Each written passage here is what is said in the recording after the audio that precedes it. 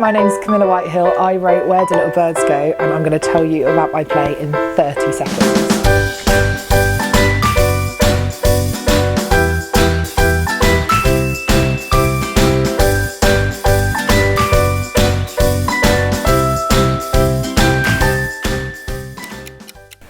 Okay, Where Do Little Birds Go is my one-woman play about a girl named Lucy Fuller who moves up from Hastings to London to become a famous singer or a barmaid.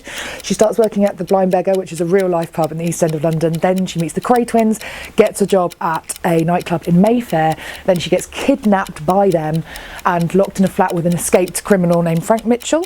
It's based on a true story. There's a lot of music in it and movement and also some jokes, and it's on every day in Edinburgh at the Underbelly Cowgate at 8:55 p.m. 30 seconds.